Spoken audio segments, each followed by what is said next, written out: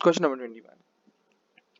So, question number 21 states कि flow of sap from cut ends is created by. तो flow of sap hydrostatic pressure है, root pressure है या osmotic pressure है, किस वजह से फ्लो ऑफ सैप हो रहा होता है फ्रॉम, अगर देखें कोई ट्री स्टेम है और उसकी कोई ब्रांच हो यहाँ से कट गई, तो स्टिल द फ्लो, क्यों फ्लो ऑफ सैप हो रहा होता है उस पॉइंट से, ठीक है। तो हाइड्रोस्टैटिक प्रेशर की वजह से, रूट प्रेशर की वजह से, तो yes, both of them help in the flow of SAP from that cut and, ठीक है। हाइड्रोस्टैटिक प्रेशर तो होता ही होता है बिकॉज ऑफ वाटर, और रूट प्रेशर भी हो रहा था क्योंकि नीचे से तो अब्जॉर्प्शन उसी स्पीड से आ रही है ना, ठीक है। ऑल्दो अपर एरिया कट हो गया but root is still absorbing the stuff and there is hydrostatic pressure also present, so both A and B are correct regarding this question. Question number 22 है कि loading of the solute into the sieve tube elements takes place by which process?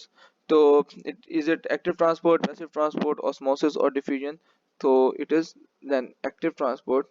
sieve tube elements के अंदर जो induction हो रही होती है of the solutes और द सब्सटेंसेस, वो एक्टिव ट्रांसपोर्ट की वजह से हो रही होती है। एक्टिव प्रोसेस होता है एट द सोर्स, और दैट इज वाई सिंक की तरफ भी डिफ्यूजन ग्रेडियंट जनरेट होता है। कभी भी कहीं पर भी डिफ्यूजन ग्रेडियंट अगर जनरेट करना हो तो आपको अप हिल मूवमेंट जहाँ पे भी करवानी है, ठीक है।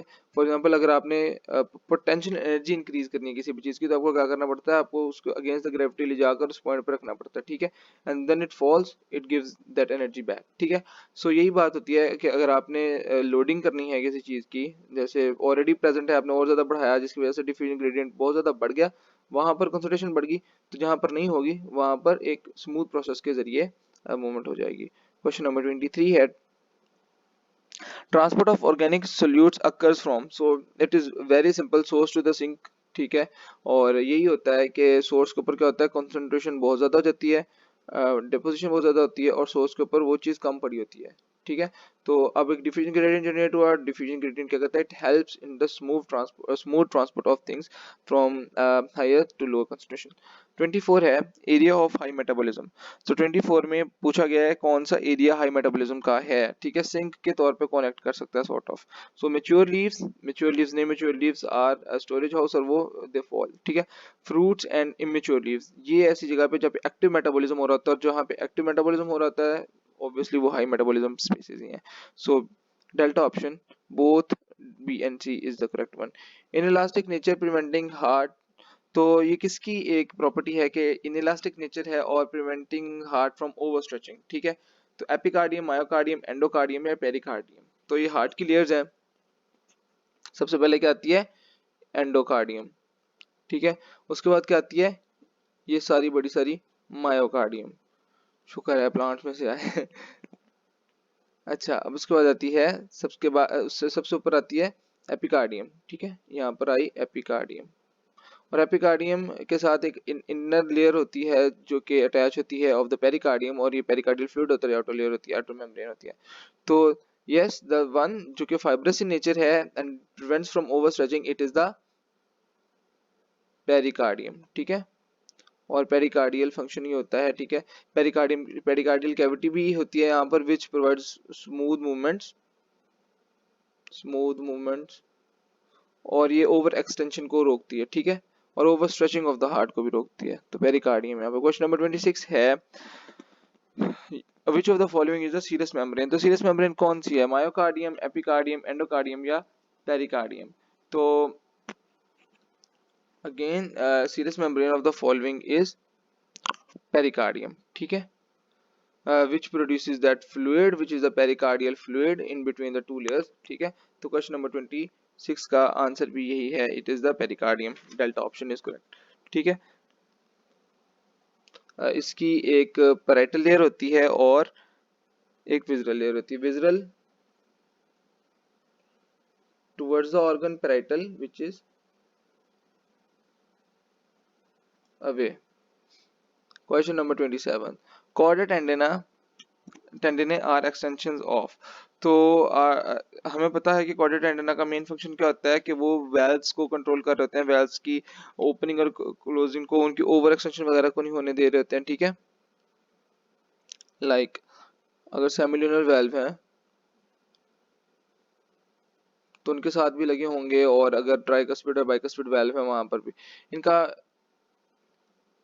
तो ये कहाँ से ओरिजिनेट कर रहे हैं? तो ये पेपिलरी मसल्स होते हैं, papillary muscles which are originate from ventricles, और उनके साथ कॉर्डेट एंटेना यूं अटैच होते हैं, और फिर क्या करते हैं, ये वेल्स के साथ अटैच होते हैं, ठीक है। तो they originate from the ventricles, extension of the ventricles. Question number 28 यहाँ पर the most important point bundle of इसके बारे में, ये होती कैसे है, मतलब एसए नोड के बाद क्या होता है, एसए नोड के बाद एट्रिया आते हैं, एट्रिया के बाद एट्रियोवेंट्रिकुलर नोड, वहां से फिर क्या होता है, बंडल ऑफ हिज आता है, फिर left and right bundle branches आती हैं, और ब्रांचेस के बाद क्या होता है, परकंजी फाइबर्स आते हैं, परकंजी फाइबर्स आते हैं। और इनके बारे में द थिंग इज, मेरे एकदम से मतलब गलत थोड़ा सा डिस्कशन होगी, ये these are not nerve fibres, ठीक है, they are specialised cardiac sales,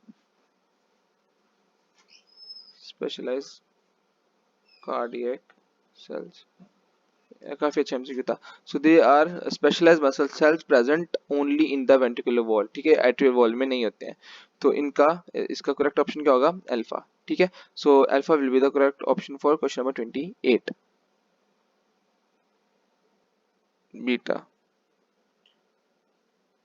question number 29 है, heart valves are formed by the folding of which of the following. So question number 29 को अगर हम आंसर करें तो हमें हार्ट की प्रॉपरली स्ट्रक्चर को देखना पड़ेगा, ठीक है। और वो क्या होता है कि सबसे इनर लेयर कौन सी होती है, एंडोथेलियम,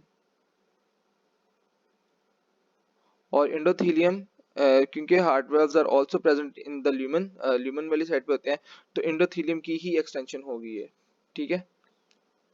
तो इनर मोस्ट लेयर है, और इनर मोस्ट लेयर के अंदर वो जो एक तो कैविटी होती है, और उसके साथ में जो हार्ट वेल्व्स होते हैं, they are extension of it, ठीक है। तो क्वेश्चन नंबर 29 का है एंडोकार्डियम। क्वेश्चन नंबर 30 की तरफ जाते हैं।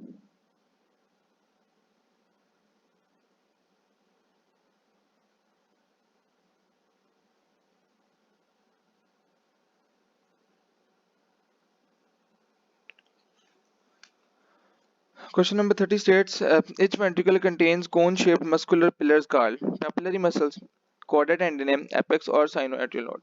So ventricle muscular pillar कौन सा है इनमें, ठीक है, वो papillary muscles होते हैं, ठीक है, papillary muscles होते हैं, इनके ऊपर chordae tendina लगे होते हैं, which are attached to the valves, ठीक हो गया। तो it is the papillary muscles. Question number 31 है, impulse connecting system of the heart. तो is it the and nephron, sinoatrial node, Purkinje fibers और skin?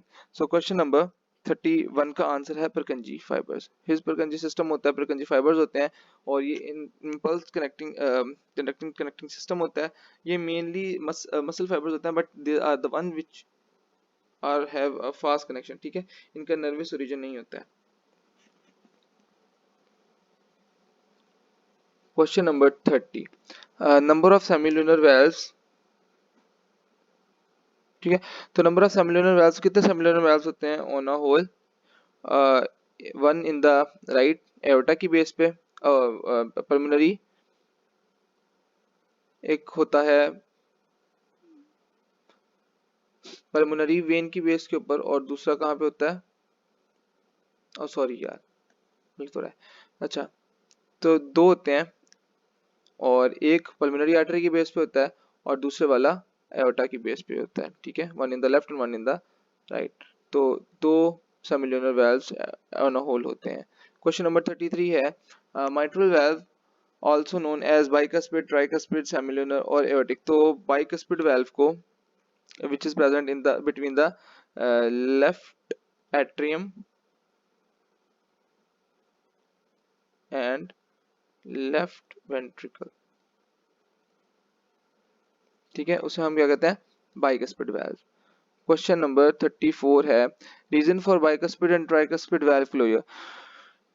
तो हमने बताना है कि कौन सी रीजन है जो कि क्लोजर ऑफ द बाइकस्पिड और ट्राइकस्पिड वेल्व की तरफ होती है। तो क्या चीज जस्टिफाई कर रही है? Is it ventricular relaxation, ventricular filling, atrial systole, attempted back flow of blood into the atria? So बिल्कुल ऐसी है। तो ट्राइकस्पिड और बाइकस्पिड वाल्व जो होते हैं उनका जो स्ट्रक्चर होता है दिस इज लाइक दिस, ठीक है। वो आर्ट्रिया से ब्लड आने तो देते हैं, but when it goes back thrust करता है तो एक एक स्पेसिफिक पॉइंट तक तो ये पीछे को मूव कर सकते हैं, but after that they interlock और उसके बाद बैक फ्लो नहीं होने देते हैं, ठीक है। तो attempted back flow of blood को ये रोकते हैं।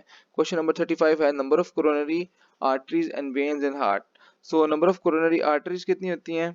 दो होती हैं, right and left coronary artery. और वेन्स कितनी होती हैं? दे आर 4 इन नंबर, ठीक है। और कोरोनरी साइनस की तरफ आकर वो आती हैं और वहां पर आकर मर्ज करती हैं कोरोनरी साइनस से blood, it gets emptied into the heart.